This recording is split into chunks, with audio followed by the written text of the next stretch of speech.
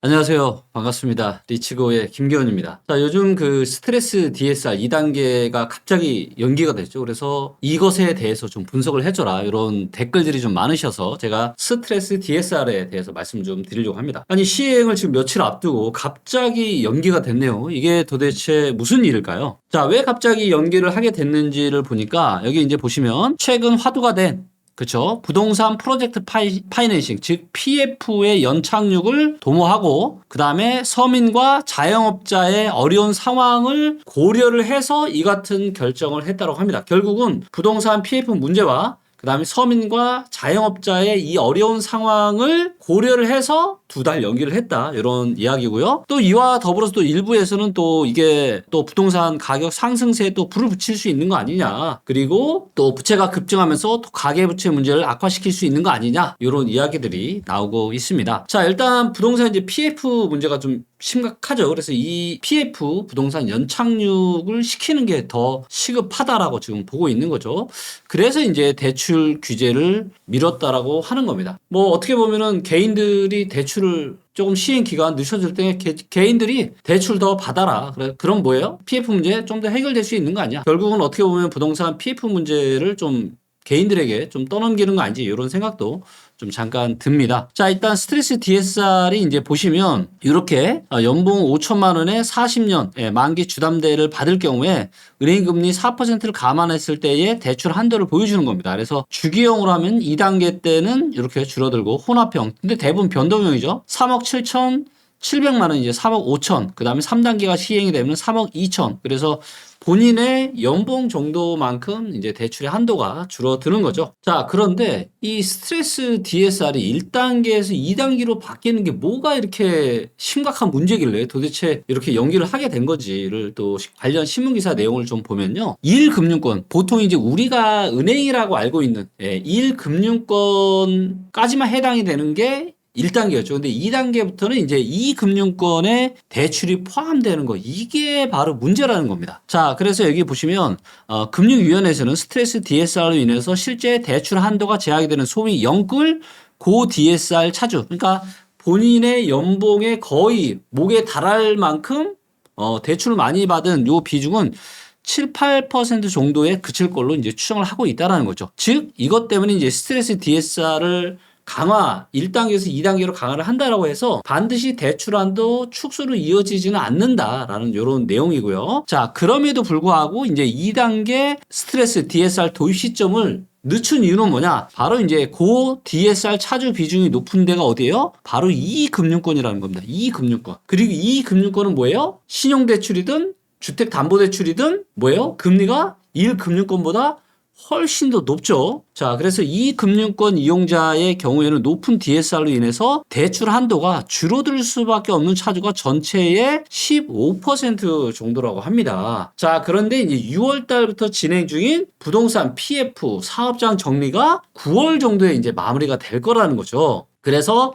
다음 달에 서민과 자영업자 관련 지원책을 발표를 할 거라고 합니다. 7월 달에. 왜냐하면 이제 이 스트레스 DSR의 2단계가 본격적으로 시행이 되기 전에 뭔가 그 전에 사전적으로 뭔가 좋은 조치를 좀 지원책을 하겠다. 그래야 스트레스 DSR 2단계가 시행이 되더라도 좀 더 충격이 줄어들지 않겠냐라는 게 지금 정책 당국의 지금 생각인 것 같고요. 자, 이런 이유들로 인해서 지금 9월 달에 7월 달에 하기로 한 거를 9월 달에 하는 걸로 지금 급하게 이거를 시행을 한 거죠. 자, 그래서 스트레스 DSR 변경 스토리를 잠깐 보겠습니다. 일단 1차 시행은 거의 영향이 없었죠. 그리고 2차 시행부터는 영향이 있다라고 판단하니까 이러한 조치를 취했다라고 판단하고 있고요. 자, 그런데 이게 뭐 연기를 뭐 6개월 연기한 것도 아니고 1년 연기한 것도 아니고 딱 2개월만 연기를 했습니다. 왜 그럴까요? 바로 2단계부터는 1단계에 대비해서 굉장히 많은 것들이 바뀌기 때문에 그리고 돌아가는 상황이 지금 심상치 않기 때문에 2달이라도 시간을 좀 벌어보자라고 해서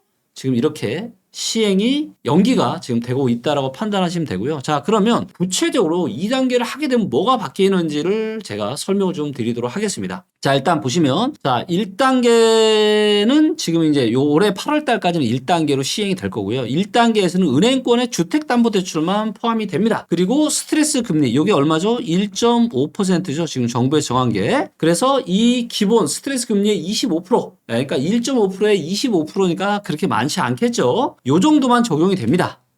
그래서 거의 영향이 없었어요. 자, 그런데 2단계부터는 좀 달라집니다. 자, 그러다 보니까 일단 시행 시기를 올해 9월 달로 지금 연기를 했고요. 자, 여기에는 포함이 되는 게 바로 신용대출이 포함이 되고 이 금융권에 주택담보대출이 들어가고 그 다음에 가상금리가 25%에서 50%, 즉 2배가 지금 늘어납니다. 가상금리가 2배가 늘어나는 거죠. 그렇기 때문에 범위도 넓어지고 가상금리도 더 올라가면서 스트레스 DSR이 본격적으로 주택시장이나 영향을 미칠 거라는 거죠. 자, 그래서 여기에 대한 내용을 좀 더 디테일하게 보시면 자, 신용대출이 이제 2단계부터는 추가가 되는데요. 은행권에 총 1억 원 초과되는 부분만 DSR에, 스트레스 DSR이 들어가요. 근데 신용대출은 뭐예요? 보통 1년이죠. 보통 1년 만기죠. 그리고 길어야 3년입니다. 하지만 이제 혹시라도 5년 이상 고정금리로 신용대출을 받으신다라면은 스트레스 DSR에는 영향이 없습니다. 근데 대부분은 뭐 고정이 아니라 변동을 해서 1년 정도로 하죠. 은행에서 다들 그렇게 많이 해주니까. 자, 그래서 신용대출마저 이제는 뭐예요? 스트레스 DSR 한도에 포함이 된다. 어디에? 일단은 2단계에서는 은행권만.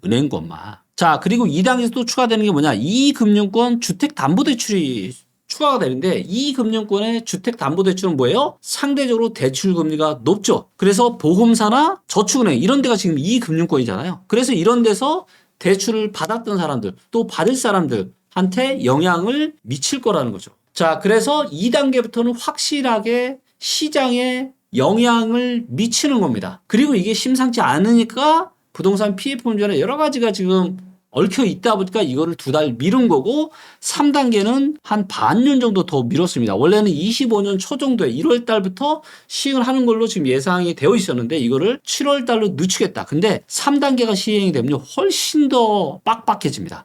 여기에는 이제 기타 대출까지 들어가고요. 이 금융권도 다 들어가요. 그러니까 1금융권이나 2금융권이나 차이가 하나도 없다. 모든 이 금융권의 주택담보대출, 신용대출, 기타 대출까지 다 포함이 되고 가상금리도 뭐예요?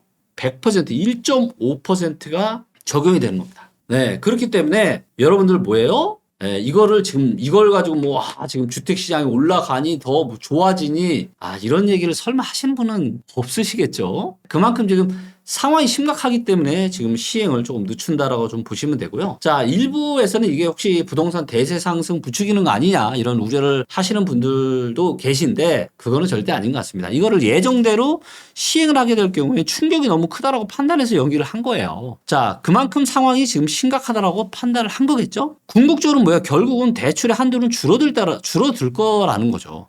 그리고 이는 부동산 시장으로의 유동성 감소를 의미하겠죠. 기억나시죠? 코로나 시기에 신용대출, 주택담보대출까지 다 연결해가지고 집 사신 분들이 얼마나 많습니까? 진짜 많았죠? 네, 근데 이게 뭐다? 이제는 쉽지 않다. 자, 그래서 뭐예요? 조금 더 연장만 되었을 뿐 대세 흐름에는 영향이 없다라는 거죠. 9월 달에 7월 달 원래 다음 달부터인데 이게 9월 달로 좀 더 늦춰졌어요. 그래서 뭐 상승이 8월, 9월까지 이어질 수 있겠죠. 그래서 단기 반등이 좀 더 이어질 수는 있다. 하지만 뭐다? 다가올 대세. 즉 뭐예요? 대세 하락. 지금은 너무나도 고평가된 부동산 시장이기 때문에 물론 특히 서울입니다.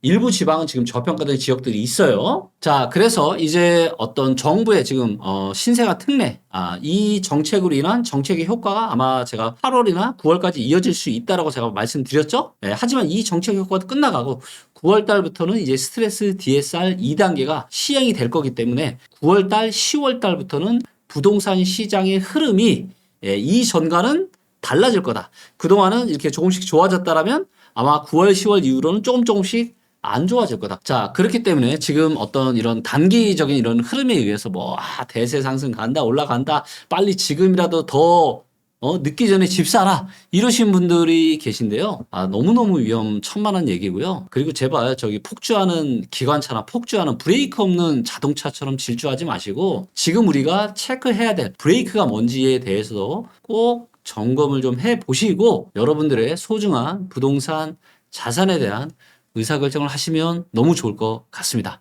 감사합니다.